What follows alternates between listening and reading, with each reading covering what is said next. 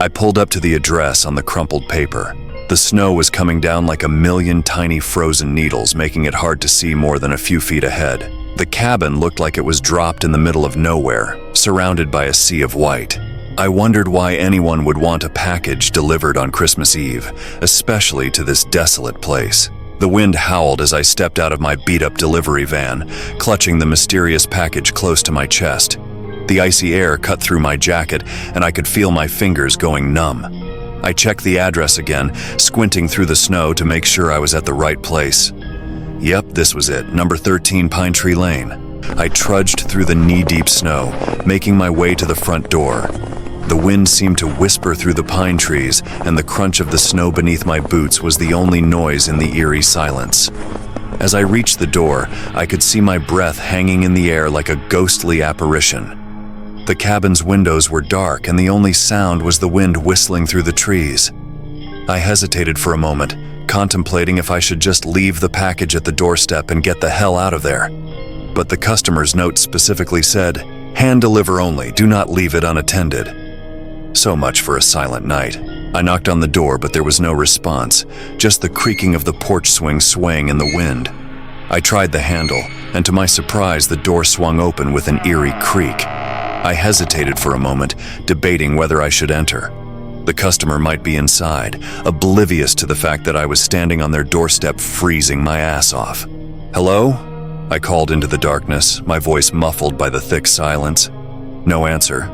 I took a deep breath and stepped inside, the door groaning as it closed behind me. The interior was as cold as the outside, and a shiver ran down my spine. I fumbled for the light switch, and the dim glow revealed a small, rustic living room. The air smelled musty, like it hadn't been touched in years. Dust particles danced in the weak light, casting eerie shadows on the worn-out furniture. I scanned the room, my eyes finally landing on a flickering lamp in the corner. The package in my hand suddenly felt heavier, and a knot tightened in my stomach. The silence was oppressive, suffocating, and I couldn't shake the feeling that I was being watched.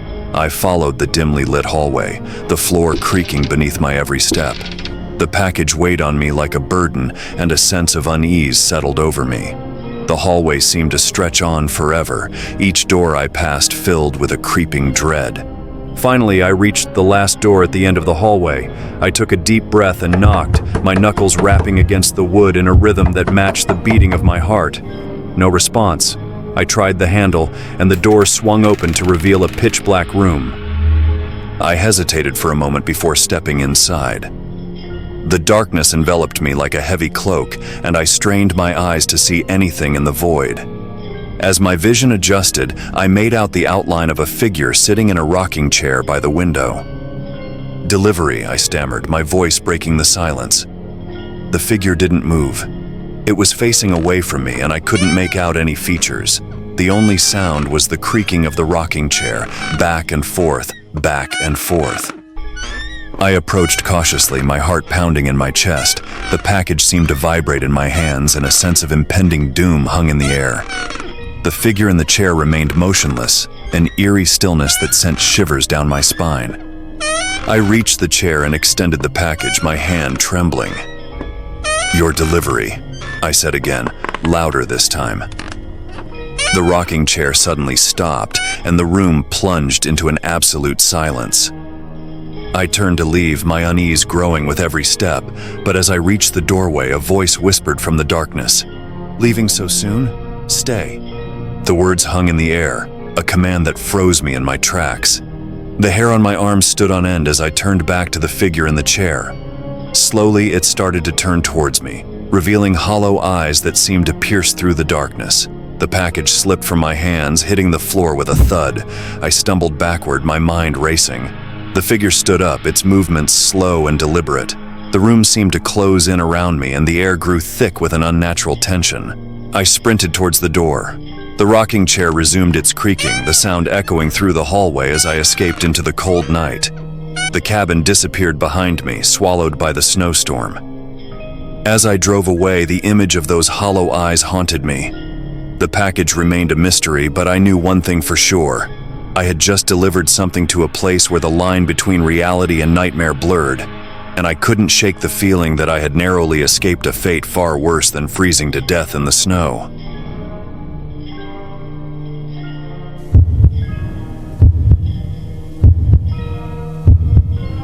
It was the night before Christmas, and I was snug in my bed dreaming of sugar plums. Everything was quiet, the house wrapped in a cozy blanket of darkness. My parents were snoring away in the room next door, and I felt all warm and fuzzy inside. But then, there it was, a sound that shouldn't be there. At first, it was just a tiny rustle, like a mouse sneaking around in the attic. I blinked my eyes open and listened hard. Maybe Santa's reindeer were playing reindeer games on the roof, I thought. But then came another noise, a soft creak, like someone was walking downstairs. My heart skipped a beat. I squinted in the dark, trying to make sense of everything. That's when I heard it, a faint jingle, like bells, the kind of bells that hang on the Christmas tree, the ones that signal the arrival of presents. And that's when it hit me. Santa was here. My eyes widened with excitement, and I threw off my covers faster than you could say, "Ho, ho, ho." With my heart pounding, I tiptoed down the stairs, careful not to wake anyone up. The living room was aglow with the soft, twinkling lights from the Christmas tree.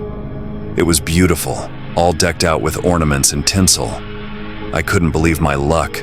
I was about to catch Santa in action. I peeked around the corner, my eyes widening as I saw a figure by the tree.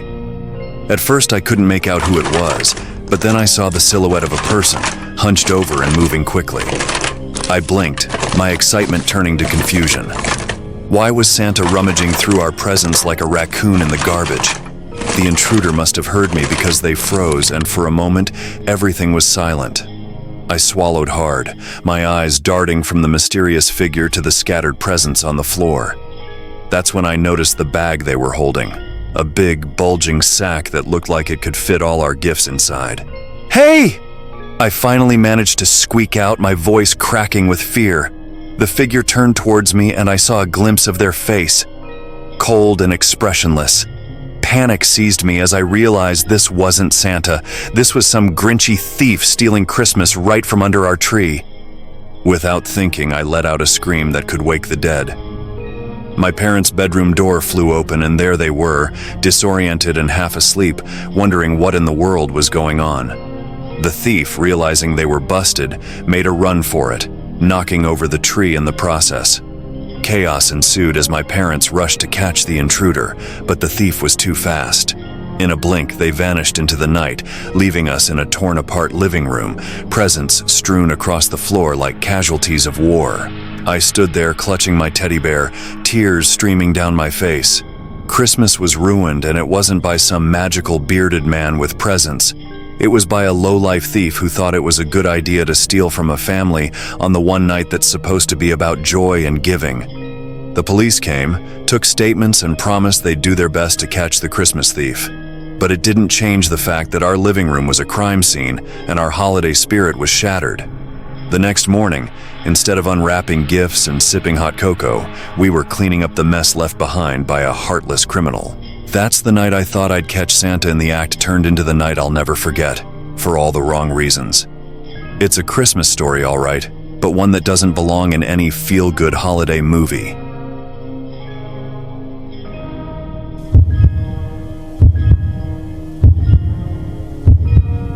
I started noticing strange things happening around my apartment building. At first, it was just little stuff, like things being out of place or doors open when I know I left them closed. I didn't really think much of it. I thought maybe I was just being forgetful, or maybe my place is just old and makes weird noises. But then, a couple of days ago, I found something that really freaked me out. I was coming home from work and I saw this small box on my doorstep. It was wrapped in plain brown paper with a red ribbon. I didn't remember ordering anything, but I thought maybe a friend sent me a surprise gift.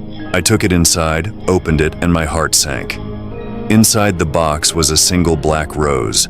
No card, no note. It felt so creepy. I tried to brush it off, thinking it was just a weird prank, but the unease settled in my stomach. The next day, I found another package at my door.